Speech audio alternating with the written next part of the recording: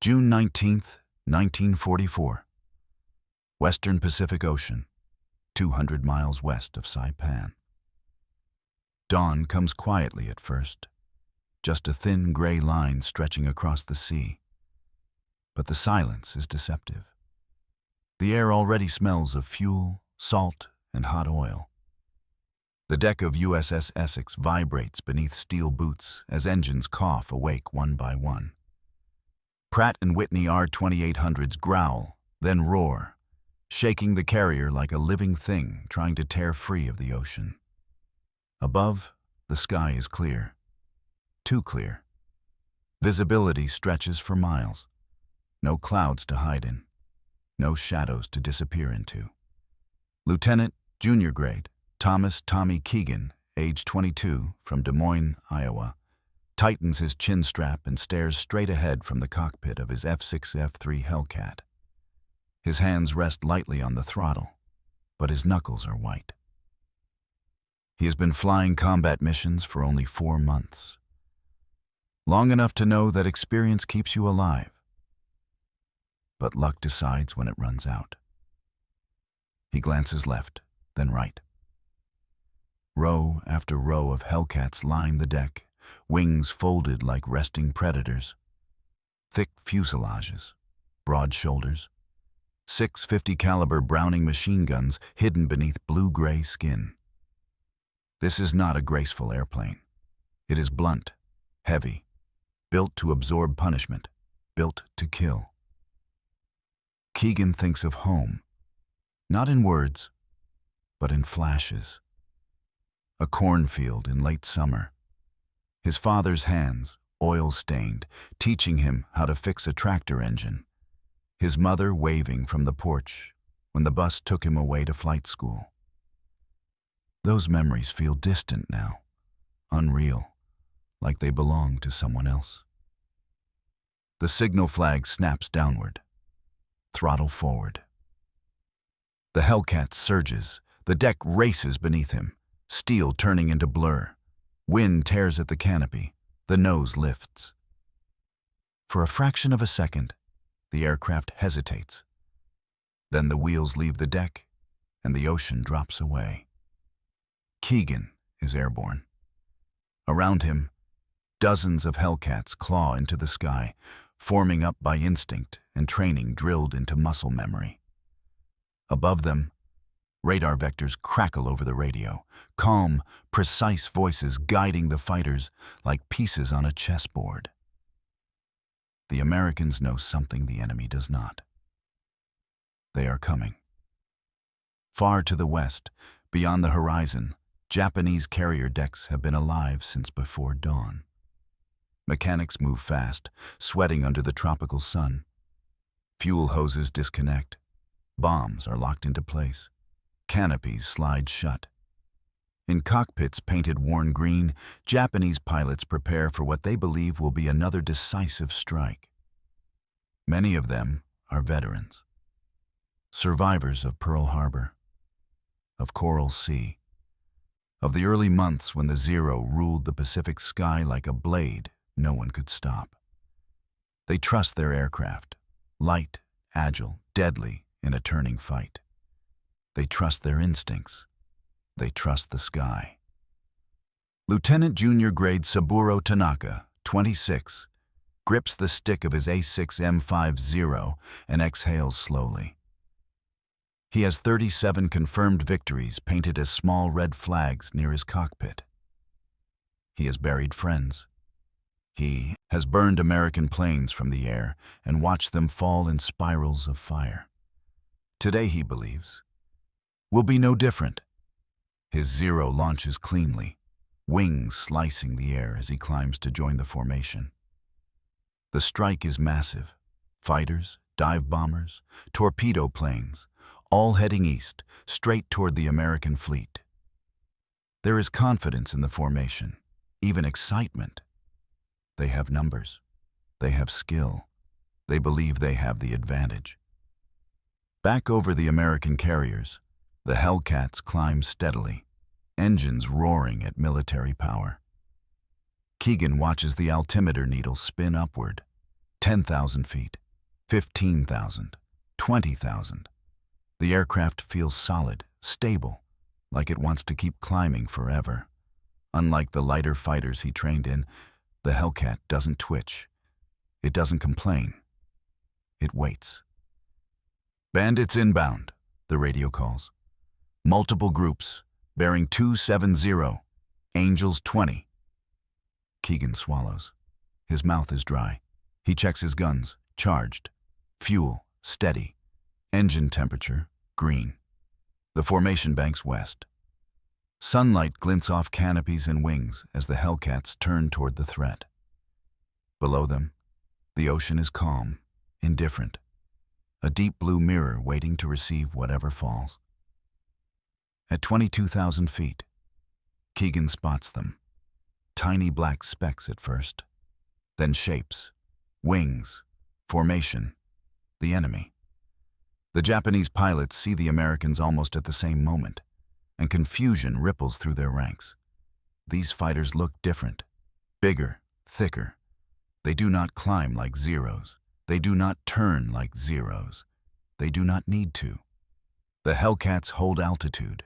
They hold speed. They wait for the moment when gravity itself becomes a weapon. Keegan pushes the nose down. The dive begins. Wind screams. The airframe shudders as speed builds, 300 miles per hour, 350. The Hellcat feels heavy, unstoppable, a falling hammer. Tracers streak upward, harmless, far too slow. Below him, a Zero grows rapidly in his gun sight. For the first time that morning, a Japanese pilot realizes the sky no longer belongs to him. The dive is pure violence. Air howls around Keegan's Hellcat as the altimeter unwinds like a clock smashed by a hammer. The Zero ahead grows larger, its pale wings flashing in the sun as it banks, too late, trying to understand what is coming down on it. Keegan's world narrows to the reflector sight. The ring, the dot, the distance closing fast. He squeezes the trigger. 6 Browning .50 caliber machine guns erupt at once. The Hellcat bucks as if struck from behind. Tracers stream forward in tight converging lines. Not a spray, not a guess. Training has burned discipline into every American pilot now flying these machines.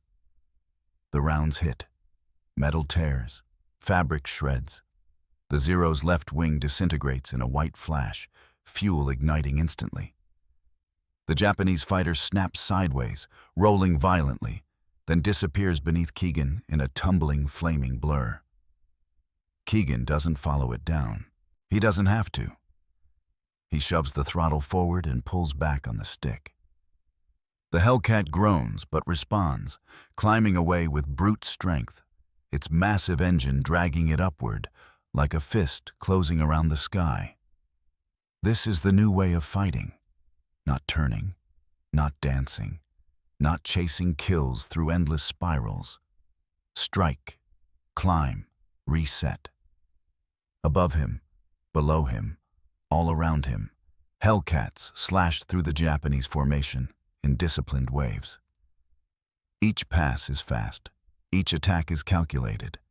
The Zeros try to respond, but the rules they learned no longer apply. Lieutenant Tanaka sees the first explosion out of the corner of his eye. Then another. Then another. Planes are dying too quickly. He banks hard, instinctively pulling into a tight turn, the Zero responding like it always has. Light, agile, alive. For years, this maneuver meant survival. It meant control. Today, it means nothing. A blue-gray fighter streaks past him in a blur of speed, climbing steeply instead of turning. Another follows, then another.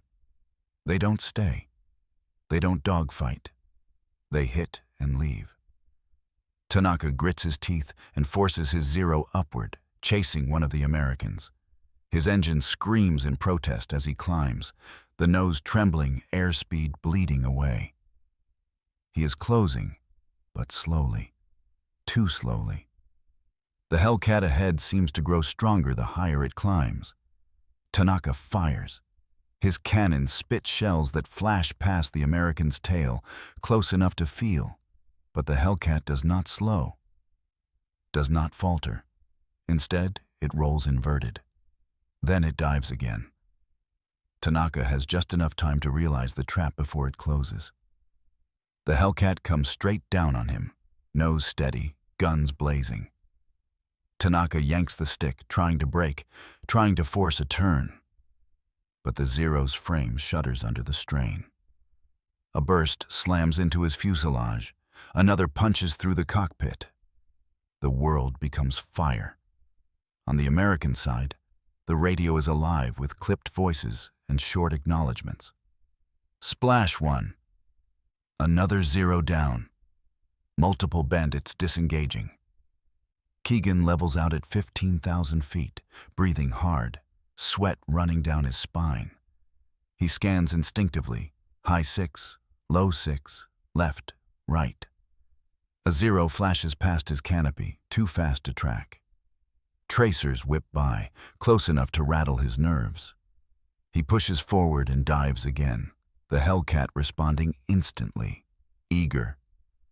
This aircraft forgives mistakes. It absorbs hits that would kill lighter fighters.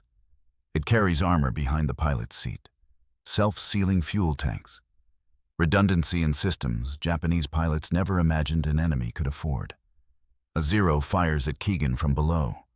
A few rounds strike his wing root, thuds, dull and heavy, but the Hellcat barely reacts. No fire, no smoke, no loss of control. Keegan feels something close to disbelief. He is still flying. He lines up another target, this one a bomber, fat and slow, struggling to stay in formation as Hellcats carve away its escorts. Keegan fires a short burst. The bomber's engine explodes, tearing free from its mount. The aircraft pitches downward, trailing smoke and pieces of itself. Below, parachutes fail to appear. Minutes stretch into what feels like hours. The sky is no longer empty blue. It is chaos. Smoke columns twist upward. Burning wreckage falls toward the sea. Parachutes bloom sporadically, lonely white flowers against endless water. The Japanese formation breaks. Some pilots dive for the ocean. Others scatter in all directions, abandoning coordination, abandoning attack plans, abandoning hope of reaching the American carriers. Radar-guided Hellcats pursue with ruthless efficiency, cutting off escape routes, herding survivors into killing zones where altitude and speed decide everything. Keegan watches a Zero attempt one last desperate turn fight with a Hellcat flown by a veteran pilot. The American doesn't follow the turn. He climbs, rolls, and drops straight down, firing once. The Zero explodes. The lesson is written in fire across the Pacific sky. This is no longer a duel between equals. This is predator and prey. And the predator has changed. The battle does not end quickly. By late morning, the sky over the Philippine Sea has become a vast, invisible battlefield, stretching for hundreds of miles. There is no single front, no clear line, only isolated knots of combat, brief, violent, and terminal. Keegan's Hellcat shudders as he pulls out of another dive. His fuel gauge is dropping faster now. His hands ache from gripping the stick too tightly. He forces himself to loosen his fingers, to breathe, to keep scanning. Below him, the ocean is littered with wreckage, dark stains of oil spreading slowly across the surface, broken wings floating like discarded bones. The sea accepts everything without comment. The radio crackles again. Bandits 12 o'clock, low. Looks like stragglers. Stragglers. A word that would have been unthinkable a year earlier. Keegan pushes the nose down and accelerates. The Hellcat's engine responds instantly, the deep roar vibrating through the cockpit and into his chest. Ahead, 3 Zeros fly in loose formation, no longer tight. no longer confident. Their pilots are tired. Low on fuel, low on ammunition, low on options. 1-0 breaks left, another dives. The third hesitates for a fraction of a second, and that hesitation kills him. Keegan fires. The burst is short, controlled. The Zero's canopy shatters. The aircraft jerks violently, then tumbles end over end into the sea. Keegan pulls up hard, feeling the G-forces crush him into his seat. His vision tunnels for a moment, black creeping in at the edges, then clears. He forces air into his lungs. He is alive. Across the sky, similar moments unfold again and again. Veteran Japanese pilots, men who survived the early war through skill, instinct, and nerve, are dying in minutes. Their experience cannot overcome physics, cannot overcome radar vectors that place Hellcats above them before they even know the Americans are there, cannot overcome an aircraft built to survive mistakes. Lieutenant Tanaka's squadron no longer exists. What remains of it is scattered across the ocean floor. In another pocket of the battle, a Japanese pilot named Hiroshi Nakamura fights alone. 23 years old. Flight school rushed. Combat hours counted in weeks, not years. His hands shake as he lines up a Hellcat that seems impossibly large in his gun sight. He fires. His shells strike the American's fuselage. Sparks fly, but the Hellcat keeps coming. It does not break, does not slow. It fires back. Nakamura never hears the impact. By early afternoon, the pattern is unmistakable. Hellcats dominate the vertical. They control altitude. They dictate engagement. They choose when to fight and when to disengage. Japanese pilots are forced into reaction, into desperation, into mistakes. American losses are not zero, but they are survivable. Pilots limp home with holes in wings, damaged engines, shredded control surfaces. Hellcats return to their carriers trailing smoke and land anyway. The Japanese do not return. On USS Essex, deck crews watch the sky anxiously as the first fighters come back. Hook catches wire. Tires screech. Engines cut. Keegan lands hard, adrenaline still flooding his system. The Hellcat rolls to a stop.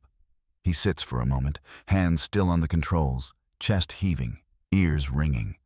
A mechanic runs up, pointing at holes in the wing and fuselage. "You're lucky," he shouts. Keegan nods, but doesn't speak. He climbs out of the cockpit on unsteady legs. The deck smells of burned rubber, fuel, sweat. Around him, other pilots climb down from their aircraft, some laughing, some silent, some shaking uncontrollably. One man vomits over the side of the deck. Another sits with his back against the island, staring at nothing. Hours later, the reports come in. Over 300 Japanese aircraft destroyed. Dozens of experienced pilots lost, men Japan cannot replace. The Americans call it the Great Marianas Turkey Shoot. The name will stick. But in the quiet moments afterward, no one is celebrating. Keegan stands at the edge of the flight deck, watching the sun sink toward the horizon. The sky is peaceful again, painted in soft oranges and reds. It looks innocent. It looks unchanged. He knows better now. Weeks pass, then months. The pattern repeats across the Pacific. Every major engagement brings the same result. Hellcats rise to meet the enemy. Zeros fall away in flames. Japanese air groups shrink, then vanish entirely. New pilots arrive with fewer hours, less training, more fear. The sky that once belonged to Japan becomes hostile territory. By 1945, the Hellcat has accounted for more aerial victories than any other naval fighter in history. Not because it was elegant, not because it was unbeatable in a turn, but because it turned combat into math. Altitude plus speed, firepower plus armor, Training plus coordination. Experience, once Japan's greatest advantage, is erased in minutes of combat. Keegan flies his final mission before the war ends with a strange sense of calm. He is older now, quieter, more careful.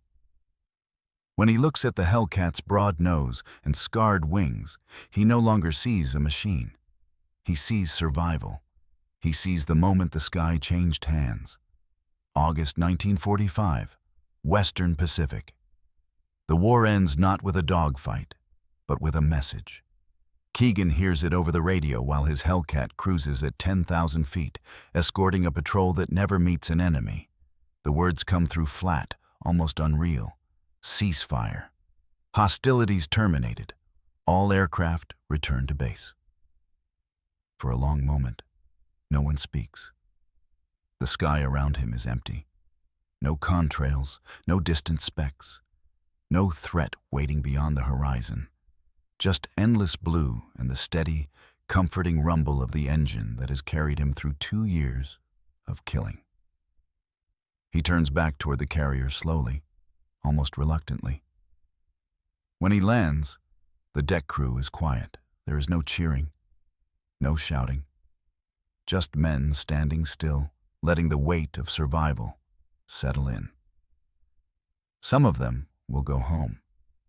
Some will not. All of them carry ghosts.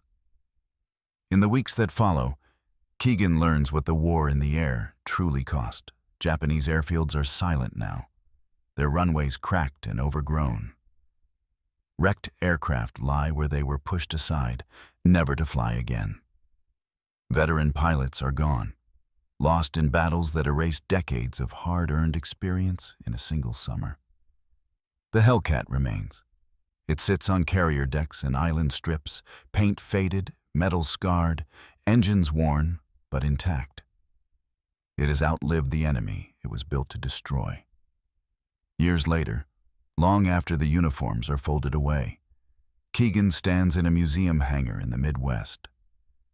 The air smells of oil and dust.